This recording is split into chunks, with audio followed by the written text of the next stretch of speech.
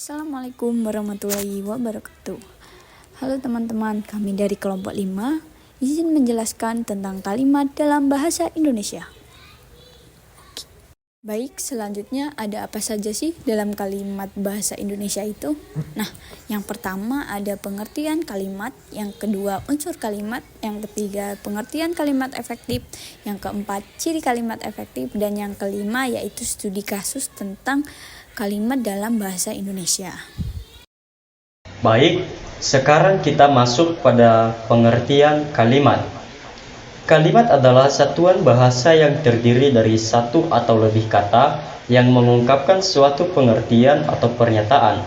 Kalimat dapat berupa kalimat deklaratif, interrogatif, imperatif, atau eksklamatif.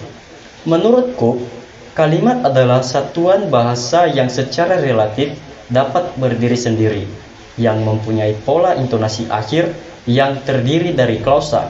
Sementara itu, Alicia Bana mengatakan bahwa kalimat adalah satuan bentuk bahasa yang terkecil yang mengucapkan suatu pikiran yang lengkap. Dengan mengaitkan peran kalimat sebagai alat interaksi dan kelengkapan pesan atau isi yang akan disampaikan, kalimat didefinisikan sebagai susunan kata-kata yang teratur yang berisi pikiran yang lengkap.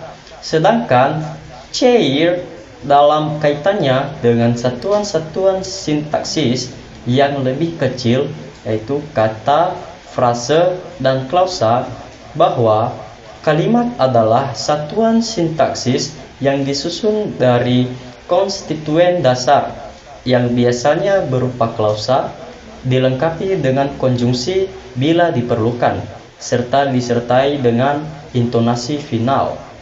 Menurut Kamus Besar Bahasa Indonesia, kalimat adalah satuan bahasa yang memiliki makna yang lengkap, biasanya terdiri dari kata-kata yang disusun secara logis dan memiliki struktur yang jelas. Dalam Kamus Besar Bahasa Indonesia, kalimat juga dijelaskan sebagai satuan bahasa yang terdiri dari kata-kata yang disusun secara logis dan memiliki makna yang lengkap, yang digunakan untuk menyampaikan pikiran, gagasan, atau perasaan. Jadi saya akan menjelaskan tentang unsur kalimat. Unsur-unsur kalimat terdiri dari subjek, predikat, dan objek. Yang pertama ialah subjek. Subjek yang fungsinya sebagai penunjuk pelaku yang melakukan atau terlibat dalam kalimat tersebut. Biasanya subjek yang ada di dalam kalimat berupa objek atau benda. Misalnya manusia, barang, binatang, tumbuhan, maupun kata benda abstrak seperti asap, gas, dan lain-lain. Contoh Budi, aku, saya, mereka, keledai, cita-cita, dan lain-lain. Yang kedua ada predikat bersama dengan subjek. Predikat menjadi unsur yang paling penting dalam sebuah kalimat. Tanpa adanya kedua unsur tersebut, maka bisa dipastikan kata-kata ini bukanlah kalimat, tapi sebuah frasa. Biasanya hal ini berupa kata-kata kerja baik yang transitif ataupun yang intransitif. Contoh, memakan, lari, menangis, bernyanyi, dan lain-lain. Yang ketiga ada objek. Unsur yang lainnya dalam kalimat adalah objek. Fungsi dari unsur yang satu ini adalah untuk menyatakan korban atau pihak yang dikenai oleh subjek melalui predikat. Objek juga bisa melakukan tindakan pada subjek yang ingin diubah ke dalam kalimat yang pasif. Contoh, uang, tanaman, gagasan, ani, dan lain-lain. Selanjutnya unsur kalimat juga ada pelengkap. Pelengkap adalah unsur kalimat yang melengkapi unsur yang lainnya. Seperti misalnya subjek atau objek. Fungsi dari unsur ini adalah untuk menambahkan arti keterangan. Contoh, pelengkap objek, saya membeli buku yang baru terbit di toko buku. Pelengkap subjek, gadis yang berambut pirang itu menemui aku di kelas pagi ini. Keterangannya juga ada. Fungsi dari unsur ini adalah sebagai penambahan keterangan dalam sebuah kalimat. Biasanya diletakkan di depan atau di belakang kalimat. Ada beberapa jenis unsur keterangan, diantaranya ada waktu, kemarin, besok, bulan lalu, 2 hari yang lalu, tahun depan, dan lain-lain. Keterangan tempat, di sana, di rumah, di toko, dan lain-lain. Selanjutnya ada kalimat efektif. Kalimat efektif adalah kalimat yang mampu menyampaikan pesan dengan jelas, tepat, dan tidak bertele-tele. Kalimat ini memudahkan pembaca atau pendengar untuk memahami informasi yang disampaikan. Kalimat efektif juga adalah kalimat yang disusun berdasarkan kaidah-kaidah yang berlaku, seperti unsur-unsur penting yang harus dimiliki setiap kalimat, memperhatikan ejaan yang disempurnakan, serta cara memilih kata atau diksi yang tepat dalam kalimat. Kalimat yang memenuhi kaidah-kaidah jelas akan mudah dipahami oleh pembaca atau pendengar. Kaidah-kaidah tersebut meliputi unsur subjek, predikat, objek, dan keterangan.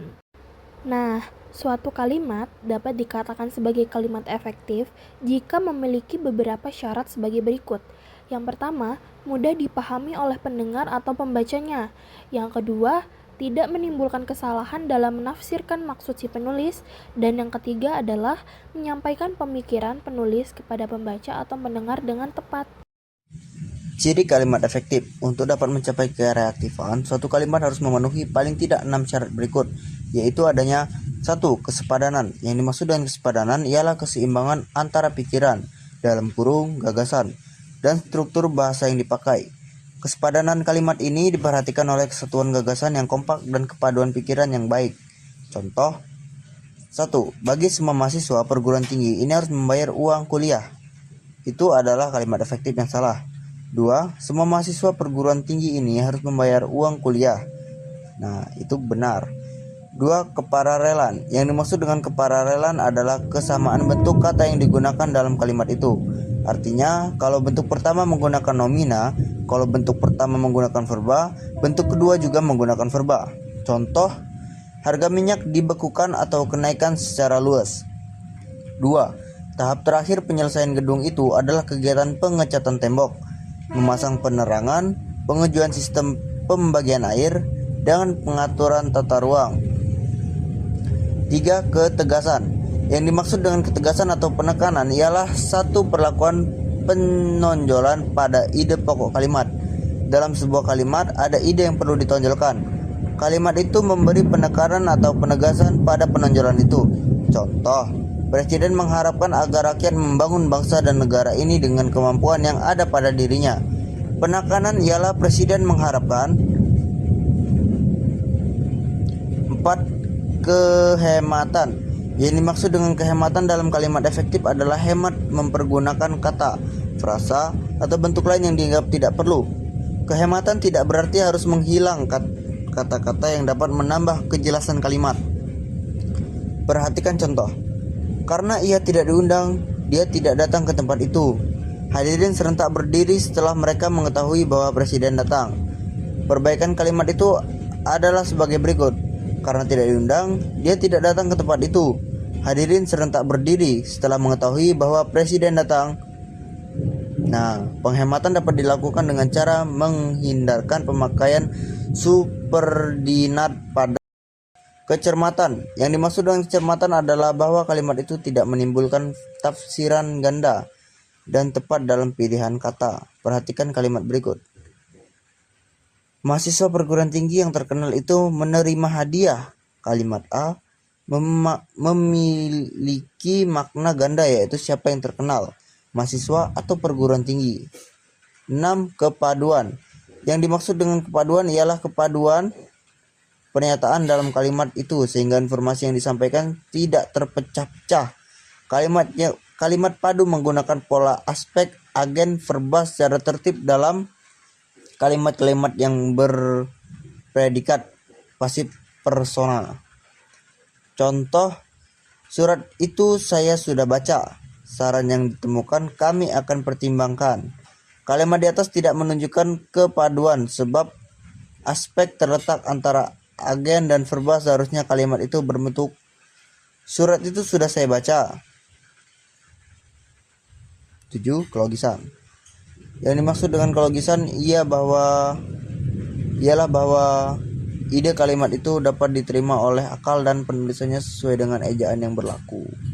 Studi kasus. Dalam studi kasus ini, kita akan menganalisis beberapa kalimat yang sering digunakan dalam komunikasi sehari-hari.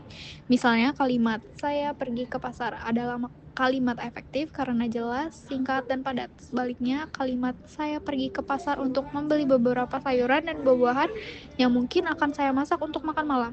Kurang efektif karena terlalu panjang dan bertele-tele. Kesimpulan, kalimat efektif adalah kalimat yang dapat menimbulkan pikiran dan gagasan yang dapat dimengerti oleh orang lain dan menarik perhatian pembaca mengenai pokok pembicaraan. Kalimat efektif juga mempunyai ciri-ciri khas, yaitu kesepadanan struktur, keparalelan bentuk, ketegasan makna, kehematan kata, kecermatan penalaran, kepaduan gagasan, dan kelogisan bahasa. Jadi yang dimaksud kalimat efektif adalah kalimat yang memenuhi syarat sebagai berikut. 1. secara tepat dapat mewakili gagasan atau perasaan pembicara atau penulis. 2. Sanggup menimbulkan gagasan yang sama, tepatnya dalam pikiran, pendengar atau pembaca, seperti yang dipikirkan oleh pembicara atau penulis.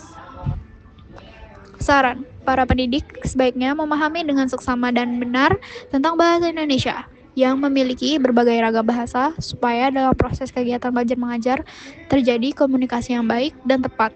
Penggunaan bahasanya antara pendidik dengan peserta didik. Sebuah kalimat efektif haruslah disusun secara sadar untuk mencapai daya informasi yang diinginkan oleh penulis terhadap pembacanya.